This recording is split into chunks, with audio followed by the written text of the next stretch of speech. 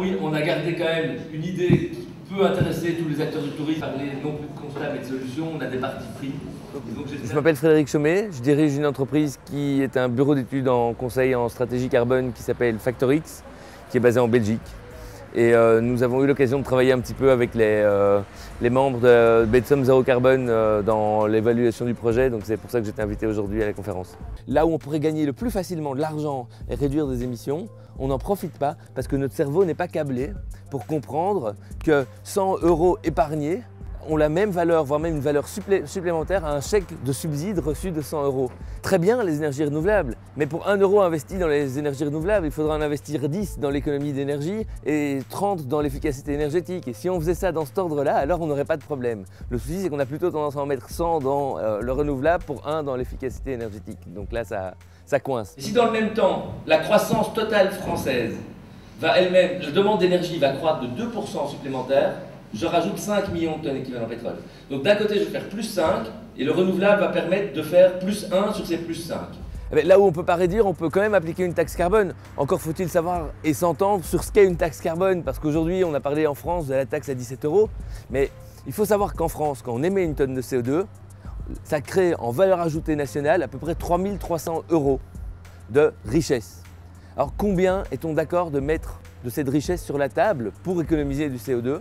Les économistes disent qu'il faut mettre à peu près 3% du PIB pour stabiliser les concentrations de gaz à effet de serre et obtenir un facteur 4 ou un facteur 10 de réduction.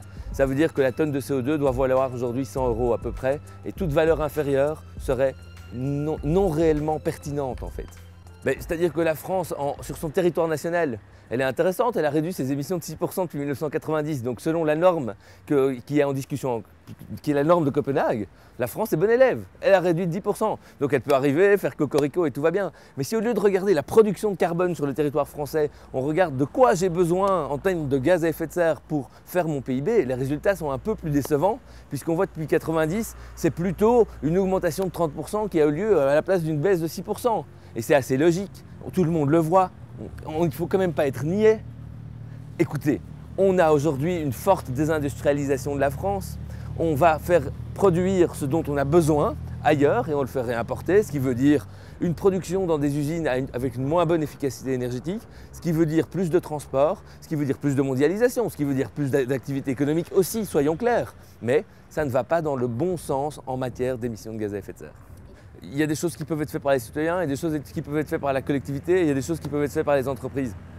Je pense que qu'il faut bien comprendre d'abord en préambule que les changements viendront d'une somme d'individualités qui vont agir bien plus que de règles qui tombent d'en haut puisque les personnes qui nous gouvernent n'ont pas la global picture nécessaire. Et donc, si chacun se met en route et qu'il fait ce qu'il peut à son niveau, puis dans son entreprise, avec ses collègues, avec ses amis, avec sa famille, dans sa commune et qui commence à mobiliser comme ça, on crée une masse de personnes conscientisées qui ont envie de faire des changements et qui obtiennent des changements véritables assez rapidement.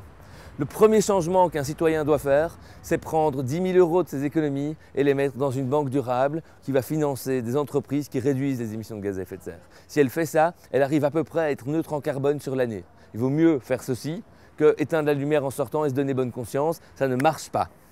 Alors, au niveau des citoyens, on peut faire ça. On peut travailler à réduire ses émissions et sa consommation de biens neufs. Elle est beaucoup trop importante. On peut essayer de travailler dans une entreprise qui réduit les émissions de gaz à effet de serre plutôt qu'elle ne les augmente. Parce que vous générez 10 tonnes de CO2 à la maison par an, mais votre boîte, c'est à peu près 50 tonnes de CO2 par personne par an. Donc, zut, ça veut dire qu'en fait, mon métier a quand même une influence importante sur les émissions de gaz à effet de serre de ma vie. Donc je dois aussi en tenir compte. Et en tant que dirigeant d'entreprise, je suis content d'essayer de faire réduire les émissions de mes clients, même si je sais que je dois pour ça rouler en voiture et prendre le train de temps en temps, c'est-à-dire émettre du CO2. J'ai la chance d'en émettre moins que ce que j'en fais réduire à mes clients, donc ce qui est très chouette. Et à un point X, on a un scénario tendanciel qui est plutôt une croissance de la consommation, alors qu'on doit en fait la faire décroître dans le temps. Pour y arriver, il faut faire 3 choses dans l'ordre. Il faut d'abord être sobre. Être sobre, ça veut dire arrêter de gaspiller, ça veut dire consommer moins là où ce n'est pas nécessaire, c'est-à-dire du changement de comportement, messieurs, dames. Et je crois que les vraies causes sont celles que j'ai pu citer, l'individualisme, on pense d'abord à soi, l'hédonisme, à se faire plaisir, et le benchmarking sociétal. On a toujours quelqu'un à qui se comparer, ce qui fait qu'on n'est jamais très heureux dans ce qu'on fait. Et je pense vraiment que autant les solutions techniques peuvent apporter quelques solutions marginales. Il faut vraiment travailler sur les aspects sociologiques des changements pour pouvoir obtenir des grandes réductions d'émissions de gaz à effet de serre effectives. Alors, qu'est-ce qu'on peut faire en pratique pour réduire les impacts? On peut réfléchir au futur. Alors, le futur, ça peut être, par exemple, le woofing. Vous avez entendu parler de woofing? Le woofing, c'est le tourisme utile. C'est, je vais aider des agriculteurs, je vais aider des horticulteurs à développer quelque chose et je vais me rendre utile. La question du bilan carbone adapté au tourisme, elle est très compliquée parce qu'il faut voir le périmètre que l'on veut mettre en œuvre. Donc ça va dépendre du type d'activité qu'on fait. Si on fait un hôtel, on va devoir prendre en compte évidemment les émissions du bâtiment, le fonctionnement, les déplacements des employés qui vont venir travailler tous les jours. Mais ce n'est pas ça, un hôtel. Un hôtel a besoin, pour exister, de touristes qui viennent de partout, qui se déplacent. Il va falloir prendre en compte leurs déplacements. Il a aussi besoin d'offrir des services à ces touristes. Il a besoin d'offrir une qualité de vie, un plaisir d'être là. Donc ça va peut-être être des activités qu'ils vont devoir faire sur place. Ça va être de la nourriture, ça va être de l'alimentation, qui émettent aussi des émissions de gaz à effet de serre. Et c'est donc bien un périmètre le plus global possible qui est intéressant de prendre dans le tourisme pour voir comment agir avec ses partenaires.